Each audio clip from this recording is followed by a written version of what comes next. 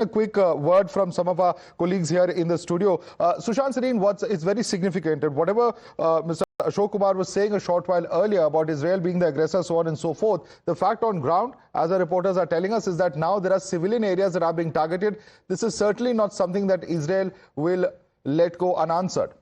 Sushant.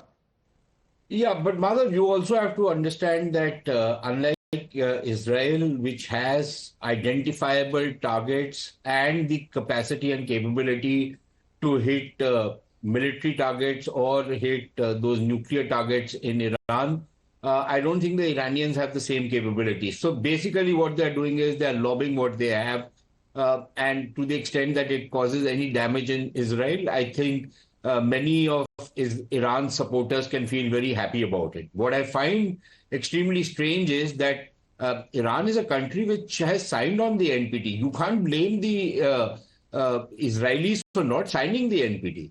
The Israelis took a conscious decision not to sign the NPT. And now you are saying, and that also coming from a professor, that Israel is violating international law by not signing the NPT. Israel is not obliged to sign the NPT. And undergo any of those inspections which come under the IAEA.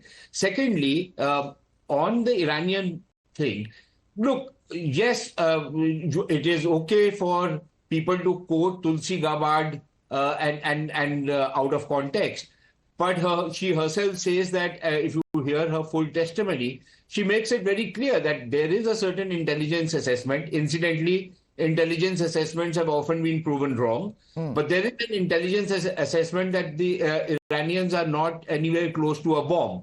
And at the same time, she says, but there is increasing talk inside Iran that they might be wanting to go ahead and build go the nuclear way. Thirdly, what is the reason why Iran has built its facilities so deep underground? What are they trying to hide?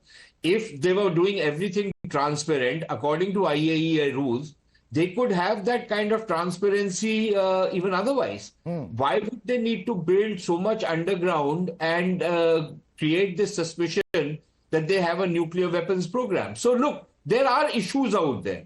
I'm not saying Israel is entirely blameless, but Israel does have a genuine fear of Iran going nuclear, because Iran makes no bones about the fact that it cannot countenance a Jewish state, and it wants to annihilate Israel. All right, Ashok Kumar, let me get a quick response from Ashok Kumar on that. Ashok Kumar, there are serious concerns. Israel says it's an existential crisis for them because the kind of rhetoric coming from Iran that Israel will be obliterated, wiped off the face of the earth, so on and so forth. That is a very real fear if Iran does go nuclear, and therefore they have tried to justify this particular strike. Your response, Professor Ashok Kumar? This is just such an obscene comment. The idea that they can't stand a Jewish state. It has the second largest Jewish population in the entire Middle East.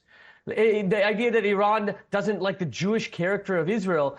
Iran, since 1953, in the deposition of Mohammad Mossadegh by the British and the Americans and the Israelis, and then the imposition of an undemocratic authoritarian ruler, the Shah, has had genuine and bona fide antagonism towards a country, Israel, that has attacked and invaded every one of its neighbors since in one generation. Iran hasn't invaded another country in hundreds of years. The aggressor here is very, very clearly Israel. Israel is committing a genocide. Israel's leaders are under. Is Iran's leaders have an ICC judgment against or arrest warrant out against them for war crimes? The International Court of Justice said that there's a plausible case of genocide being committed in Gaza. You have 21 months. You talk about residential buildings. There isn't a single residential building above 3 stories remaining in Gaza. There isn't a reporter out in Gaza talking about how people are alarmed. There aren't any bunkers for people to even hide in. Those humans matter. 40,000 people, children have been, women and children have been reported killing. That's a severe underreportment. So the aggressor here is very clearly Israel. They attacked Iran. They don't have a right to attack Iran. What international law can you cite where they have a right to attack Israel? Under the Geneva Convention 1948 and the additional protocols and the core conventions of the United Nations, The occupier has no right to attack the occupied, which Israel has done every Sushant wants single to day. respond to you. There's a lot of breaking news coming in at the moment. Quick response from Sushant, then I go across to that news. Yes, Sushant. What international law was Iran protecting by sponsoring groups like Hezbollah, Hamas, or giving facilities to the Houthis to launch missiles on Israel?